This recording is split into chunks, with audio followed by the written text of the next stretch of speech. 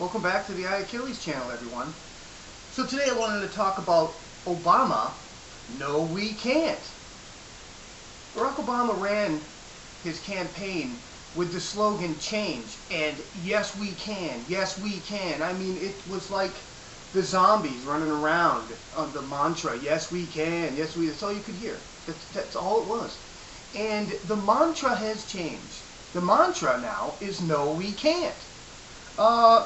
Barack Obama and Janet Napolitano have come out and said that the border is too vast to secure. So securing the border is impossible because of the vastness of it.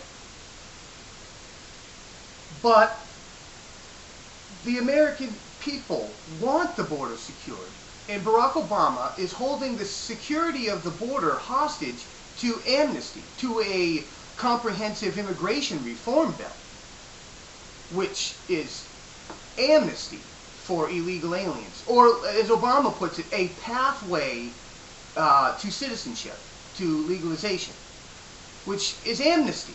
It's giving people who have broken the law a reward for coming here illegally, giving them citizenship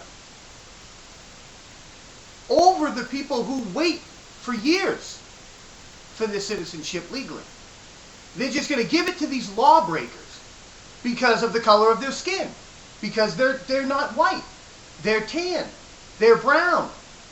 Do you understand? This is all about race. It's about the color of their skin. We need to let them in because they're not white, they're brown. Do you understand? It's all about race. This entire thing is all about race. So Barack Obama says that we can't secure the border until we pass comprehensive immigration reform. But he's telling you here that the border is too vast. So what he's saying again is that he's going to give amnesty to 12 to 20 million people, and he's going to secure the border in exchange for that amnesty. But it's too vast. Do you understand? It's a freaking lie. It's the same thing when Reagan was in there. They told Reagan that if he gave the 2 million people amnesty, then they would secure the border. Reagan went along with it reluctantly, did it anyway. They gave the 2 million people citizenship, amnesty, and they left the border wide open. Now we have 20 million people here. They're not going to secure the border. They've told you it's too vast to secure, so they're not going to. They're claiming that the border is more secure, that they have more people down there than they've ever had in the last 20 years. That's right, and they're taking credit for it, but they didn't do it. George W. Bush did that. Isn't that funny? They're taking credit for what George W. Bush has done. So, I mean, no we can't is the mantra. We can't be the world economic engine for the world anymore. We can't be the economic engine for the world anymore. Barack Obama said it. We can't be. We can't be. I don't ever remember presidents of the United States telling the world that America can't do anything. America is incapable of rebuilding itself, remaking itself. Incapable. He's a loser. He wants everybody in this country to admit, hey, we tried. Let's give up.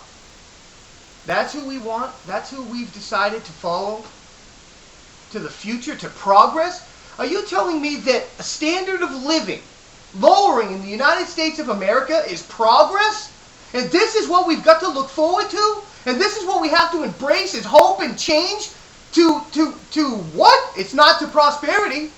It's to lower standards of living. Wow! Now that is some progress I can really, embrace.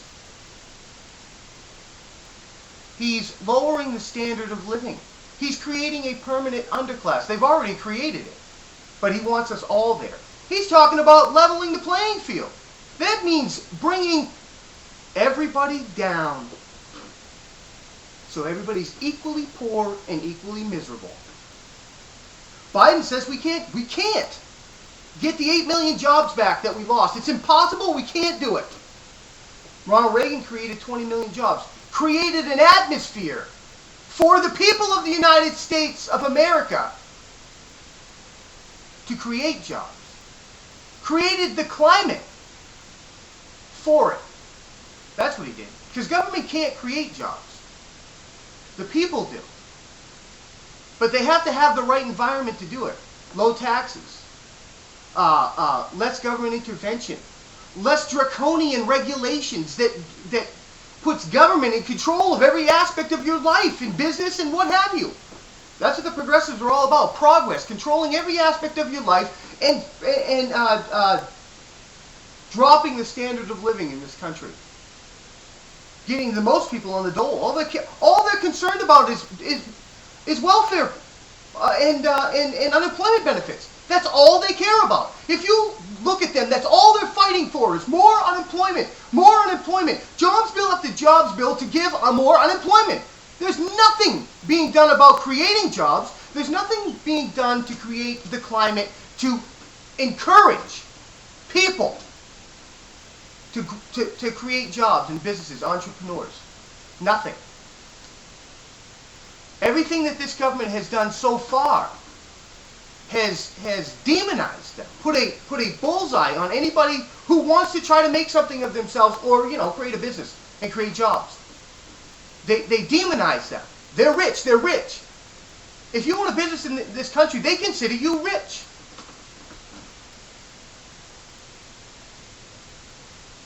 We can't win the war on drugs. So we got to give up. Nancy Pelosi says that, it's cheaper for us to just, give these people treatment instead of fighting the war on drugs, giving them treatment. So Nancy Pelosi really thinks that, a country of addicts is the way to go.